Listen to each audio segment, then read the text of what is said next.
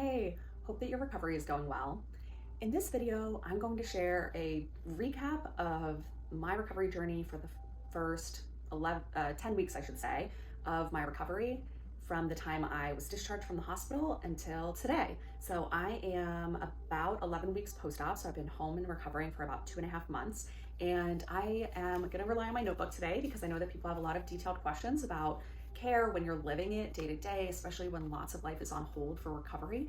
I know that I had so many questions throughout about like, is this normal? Is this timeline I'm on sort of common? Like, where should I be at this point? And so I'm gonna try to be pretty detailed. I am certain I'm not gonna cover everything. So if you have questions, drop them in the chat. Even if you're the only one who's left a comment or you're the first one to ask that question, that would be amazing because I would just love to share what my experience was, because I felt like when I was going through this, I didn't have anyone I could ask because I don't know anybody else who's had this injury. And I could ask my doctor, but a lot of the times the questions I had were much more mundane. They weren't necessarily medical questions. They were like minute to minute, like, oh, was this normal? Was that sound normal? And so I wished I had had a community or somebody I could ask those questions to. And so please, if you were in that same position, drop it in the chat. I'm happy to be that person for you to let you know at least what I went through and to try to give you just somebody who will listen to what you're experiencing. So, all right, 2.5 months in, here's the thing that I have to lead with that sucks.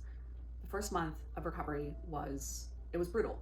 It was really tough. I mean, in so many ways, being home those first few weeks was much harder for me than being in the hospital. In the hospital, there are trained professionals who can help you go to the bathroom. There is a culinary staff who will make sure you get meals and meals that are nutritionally appropriate as you recover. There are emergency buttons you can push if you're not feeling well. There are people staying on top of your med routine. There's a lot of support. And for me, there was a lot of comfort in that. And then all of a sudden I got home and my family was amazing caregiving for me, but still it was different. It was hard. It was painful. It was really challenging. And so if you are in that first month, please know that it does get better. I am now 11 weeks post-op and I am mobile. I am able to do so much more by myself. My pain is largely gone. And those first few weeks are the worst. They're really tough. So for me, let's see here. Yeah, let's just call it the first 3 weeks at home were challenging. I was mostly bedridden. I could move from the bed to the recliner, which is for me just 5-10 steps, but that was it. I was not really getting around. There's one step between my bedroom area and the kitchen, and that one step was enough to make it such that I couldn't really get into that space very easily. It meant that anything I needed, food, laundry, anything that I might have needed to pick up and carry, I just couldn't do on my own. And so I needed family support to do that. I found it to be really challenging because I was so bored. I think the combination of being in an incredible amount of pain and also not being able to move around, not being able to live your normal life, is just mentally very challenging. I had a friend who, what I would recommend is if you can find any little hobby or thing that will bring you joy, whether it is pure, like mind candy, something simple. If it's a comfort book or a comfort TV show that you're used to watching, do it. For me, I re-listened to a long audiobook series that I already know I love, that I hadn't listened to in a while. That was great for when I just needed to kind of zone out and spend a couple of hours just not focusing on pain. I had a friend who brought me his Switch, like gaming console. I'm not a gamer, so that was new to me. I literally played an entire Pokemon game straight through. I haven't done that since I was in middle school, probably. But when I wake up in the middle of the night and not be able to get back to sleep, having something that I could just sit there and do to get my mind off of it was enormously beneficial. The other thing I'll say is you're likely going to have moments of real either just depression or feeling down, feeling so bored, like nothing can snap you out of it. I'm not an expert on this. I can just tell you what I did. But for me, it really just took recognizing it was happening and saying, I have to do something different. For me, what that looked like was calling a friend. I was very fortunate to have this long list of friends who had called or texted to check in on me. And I just didn't have the energy to respond to most of them. So I had all these voicemails just stacking up. And I just decided this one day, I was literally so bored and pained. I was just staring at my arm for 20 minutes plus. I was just staring because I was just trying to not lose my mind from boredom. I said, you know what, I can't, I gotta do something else. I don't wanna do that. I don't wanna listen to the audiobook. I'm so bored of it. I don't wanna play this Switch. I don't wanna watch TV. There's no Phillies game on. Like, you know what I'm gonna do? I'm gonna call up my friend Emily. I gave her a call. I was so fortunate she answered. I told her my energy was low, that I could probably only speak for like 10, 15 minutes. Maybe we spoke for 12 minutes. I don't remember. It was short. It zapped me out of that funk so quickly. And so just whatever you can do, I would say if you are feeling really down, try something new, no matter what it is, even if it's for 10 minutes. Another time when I was feeling really down and just physically feeling terrible, I put on a 5-minute chair yoga video. I couldn't do any of the leg stuff, obviously, so all I was doing was basically moving my arms around like the YMCA. Snap me out of that funk, right? And so that's one recommendation I would have if you're in the middle of just how tough it is find something new to do, even if it's short, that will help make you feel like your days aren't just completely and totally monotonous. Let's see here. Showering was really tough. I don't actually remember when I started showering, but I definitely needed help. I needed to use a chair in the bathroom. I needed bars to hold into. I needed somebody to help pick up my leg and move it into the bathroom. And it was a challenge. It was a real challenge.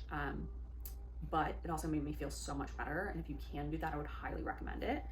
The two biggest challenges I would say were the pain and going to the bathroom, and those were related because I was on opioids during the first couple of weeks that I was home, and look, they were totally necessary. I understand, of course, that there are a lot of really dark sides to opioids, especially if opioid addiction and things like that. But if you've had a tibial plateau fracture like me, where I had multiple surgeries, the level of pain really necessitated a really strong painkiller. That cycle can be brutal, where you take it, you feel better, and then you just know that you've got to wait a few hours until you can take the next one, and all of a sudden you start feeling it wear off, and you're just in pain, and you're just counting down the minutes until you can take the next one. That cycle is really brutal to be in. The only thing that helped get me through it was like having things to take my mind off of it. Sleep was really challenging in those early weeks because of the level of pain and just laying there awake in bed in pain, unable to get back to sleep. The downside to taking the opioids for me was that they dehydrate you. So I was drinking a ton of water, but that meant I had to go to the bathroom all the time. And the challenge with that is that I couldn't get up and out of bed by myself to the bathroom or to the commode next to bed. And so I have amazing family members who heroically caregave for me, but for that first couple of weeks at home, they were sleeping on the couch next to my bed. And I was getting up about every hour and a half throughout the night to have to go to the bathroom, and I was having to wake them up to come help. That was really hard. It was hard for me physically, it was hard for me sleep-wise and emotionally. It was hard to ask a family member to do that and to see them getting terrible sleep.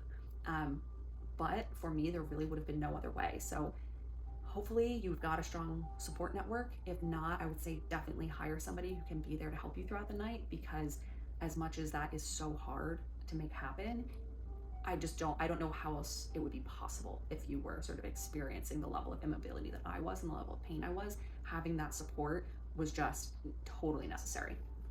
So that was the first like 3 weeks-ish, I would say. I had my first follow-up appointment about 3 weeks after getting home, 2-3 weeks after, I guess. And at that appointment, I got some x-rays, got to know my doctor since I had had my surgery elsewhere. It was a new doctor, and sort of got an update on what was normal and what to expect. I had my second follow-up appointment a month after that. At that appointment, I got my stitches taken out and I had my swelling come down a lot. That is where there was a huge turning point for me. I think it was a combination of things, getting stitches taken out. I started PT 3 weeks post-op. So at that point, I'd had a few PT sessions and I was doing the PT at home. I was off the opioids by that point, so I was needing to drink less water. And I think just the combination of PT, stitches being out, and not having to drink so much water, and thus not having to get up and go to the bathroom so much, thus getting better sleep, meant that my pain level pretty much in 1 week went down almost 100%. Like, it's almost hard to describe how long it took to get there and then how rapidly the pain went down. So if you're in the middle of that horrible pain cycle, just know it will get better, it will go away, and I was shocked to be on the other side of it. I don't know if that will be the case for everyone. I assumed there would be this long tail of the pain going down gradually, but for me, it was almost overnight that it went from being awful to being pretty much gone. And I think it was just that combo of stitches out, swelling going down, getting more movement because of PT, and then getting better sleep that made all of it better. So it will happen, you'll get there. Yeah, all right, so then PT, what does that look like? So as mentioned, I started PT 3 weeks post-op. I am so glad that I started early. If you have a doctor who's telling you to wait to start PT, my first surgeon actually told me I didn't need to start PT until like 3 months post-op. I understand why. He wanted me to be doing stuff at home and he didn't want me to be wasting my PT sessions. For me though, I don't think that would have been the right call. I just wouldn't have known what I should be doing, and I wouldn't have known what was safe to be doing, and I honestly just wouldn't have been pushing myself hard enough. And that would have just been because I wouldn't have wanted to get re-injured. My new doctor, once I got home to Philly, was like, absolutely not, you need to start PT immediately. And I am so glad that I did. Having PT, I started going once a week. Those sessions, of course, were still pretty minimal, you know, just like basic movements, and certainly wasn't walking or anything like that, but it was huge just to be able to ask somebody questions about what was going on, get a routine that I needed to be doing at home. It started off with doing 30 minutes a day at home, and then as things got added on week over week, it became 60 minutes, and then now it's 90 minutes where I'm spending 90 minutes every single day at home doing my PT routine. Of course it's boring, of course it's not the highlight of my day, but I want to walk again. So I am a big baseball fan, so I'll watch a Phillies game and it'll take me about 6 innings usually, but I will just do my PT while watching a game. If there's no baseball on, I'll listen to a podcast or an audiobook, and it is just so worth the time. So started PT 3 weeks post-op, started by going once per week, started going twice per week 2 months in. That's when I had one of those follow-up doctor's appointment and I was cleared to be partially weight-bearing. So for me, that was about 2 months post-op. The way the partial weight bearing works is I was first cleared to be 25% weight bearing, and for that it was 2 weeks, then 50% weight bearing for another 2 weeks, then 75% weight bearing for another 2 weeks, and then 100% weight bearing. So I'm not at 100% weight bearing yet. That'll be on July 15th. I'm gonna post a video that week for sure to celebrate and to share what that experience has been like. But yeah, partial weight bearing started at 2 months, then it's about a month and a half, 2 month ramp up to that full weight bearing. That has been an interesting experience, certainly a challenge, but in a good way. Started off by just doing like 25% weight bearing, meaning being able to put a little weight on it, so still using the crutches for sure, but as I would crutch, my PT wanted me to focus on trying to get my heel down and my toe down as I walked, so simulating a more normal step to get some of that flexibility back in like the Achilles and the foot area. And the challenge there was social more than anything else. If I was going somewhere with family, if I was in the grocery store, it was slow to do that. It was slow to take every single step instead of just crutching with my leg up. And I really just needed to commit to saying like, yes, I am inconveniencing others. They will understand, and I'll just let them know, hey, I'm gonna be a little slow here, and I just have to commit to doing it. So that was 25% weight bearing, doing a little bit of like holding on to a table and maybe like being able to put a little bit of weight on it, some exercises that your PT can recommend. 50% weight bearing is where things started to feel real. That's when I could do exercises like holding onto a table and doing like where you go up onto your toes and then rock back onto your heels, like toe ups, where I started to be able to do some squats, some like little mini air squats, being able to shift weight back left and right, things of that nature, and where my PT wanted me to start really walking using the crutches. So instead of like having my leg fully off the ground, really making sure that each step that I took, I was putting that leg down and like simulating a normal walking cadence. 75% weight bearing is where I am right now, and that has been interesting. I am using 1 crutch now instead of 2, and so I am hobbling everywhere because it doesn't feel natural, it doesn't look natural. I'm definitely limping a ton. It was challenging without a doubt the first week because my foot, I still have swelling going on. So kind of, I've described it as it felt like stepping on a pillow. It felt strange for sure. My ankle was really weak in a way that I didn't expect, and I've lost a lot of quad strength, so there was just a lot in there that makes it not feel like a natural step, right? A lot of the mechanics that are just so normal when you're walking around ably, all of a sudden you have to think like, oh, do I put my heel down when I step? Oh, do I lift my knee up? Do I drag my toes? Like, how does that work? So breaking that down has been sort of a little project as I've gotten back to it. But the best thing about being 75% weight bearing is all of a sudden you have a free hand because you're only using 1 crutch. So now all of a sudden I can like carry things around the kitchen a little bit better. I can get around so much more on my own. And that has been huge. It's really enabling me to do more basic life tasks like getting out and grocery shopping and things like that. July 15th is when I get cleared to be 100% weight bearing, start working on walking. I'm really excited about that. I'm sure it's gonna be hard just based on how much I'm limping using the crutch, how much weight I'm still not putting on that leg when I'm even just like standing at the sink and doing dishes. I know that it's gonna be a journey, but I am really excited to be at this point. I feel really optimistic.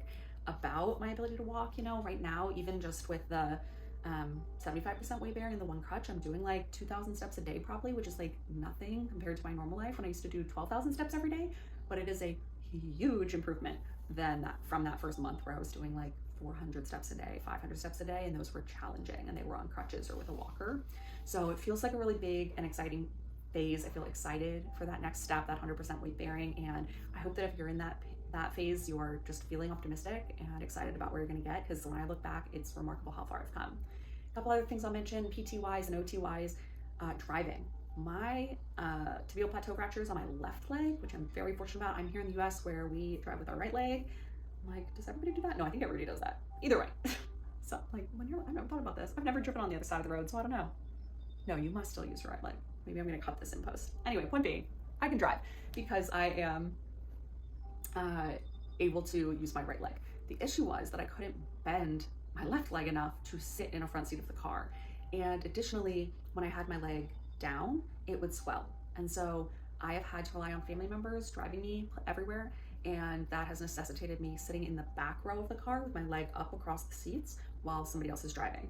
It has been about 2 weeks now. So I would say for me, about 9 weeks post-op is when I could comfortably and reliably bend my leg enough where I knew with certainty that I could get in and out of a car with ease. Now, if I had needed to, I could have done it earlier. Like I could have pushed it and made it happen for sure.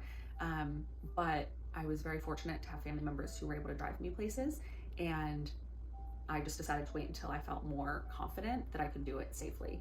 But for me, that was about 9 weeks post-op. I was able to get back to driving. Obviously, that's been a huge and great change because now I can run more errands myself. I can bring myself to PT. I can just get around a lot better. And so that was one item. And then let's think, what else? There's something else I'm forgetting, but we'll just leave it there. Yeah, oh, biking, that's what it is. So at PT, I have been stationary biking. And when I started off, I was only able to like rock back and forth. I could not do a full rotation forward or backwards. And I'm somebody who bike commutes usually in my normal life. So getting back to biking is a big priority and is something that usually feels very natural to me and is a huge part of my life. It was very freaky to not be able to do it. I mean, with my working leg, it's just so easy. It's kind of trivial to do a rotation on a bike. And to not be able to do it felt so frustrating. I couldn't get the leg up high enough. I didn't have the strength to keep the foot on the pedal. It just was not possible. But that is one of the areas where I saw the most rapid gains. Like I could just really see, oh, I'm able to get higher than I was last session. Oh, all of a sudden I'm able to get to the top of the rotation. Oh, I finally did it and I went around. It wasn't natural, but I did it. I'm now at a point where I can spin forward, I would say about like 80% smoothly. Like it's not a totally normal pedal. I'm not sure I'd want to go and bike around outside, but if I had to, I could. And it's starting to feel natural and it's to a point where I'm confident that I will get back to 100%. And that was exciting. That was the first functional movement I've started to regain where it has felt like a light at the end of the tunnel of like getting back to my pre-injury life, because it's like, wow, being able to bike again will open up so much more mobility. So that's been exciting. Yeah, I can pedal backwards. It's funny in the beginning, that's apparently that when you regain faster, but then once, which was true for me, but it was not natural. And now I would say forwards, I'm biking at about 80% of like a regular motion, and backwards, I'm probably still stuck at like 60% of like smooth motion. My foot kind of slides backwards off the pedal as I'm going. But all way of saying, if you have a stationary bike at your PT and if they are comfortable with you getting on it, I would highly recommend doing that, because for me, it was an area where I could really see the gains and feel excited about the progress that I was making. So that brings us to today. I know this was long. I hope it was helpful. Let me check my notes to make sure I didn't miss anything. No, yeah. If there's anything I can answer for you about where you are in your recovery, what to expect, please drop a comment and let me know. Even if this video was recorded like 5 years ago, happy to share what I know. And yeah, I hope that your recovery is going well. I'm feeling excited and optimistic about where I am right now. And so from this point forward, I'm gonna drop a video every 2 weeks as an update on where I am, working towards that big goal of getting back to my pre-injury lifestyle, of being able to bike around, walk 10,000-ish steps a day, and get back to a lot of the hobbies I enjoy. So it's still a long road to that, but that July 15th date of being clear to be fully weight bearing will be a big one. So that'll be my next video. It's giving you an update on how getting back to being weight bearing has been. Hope that your recovery is going well.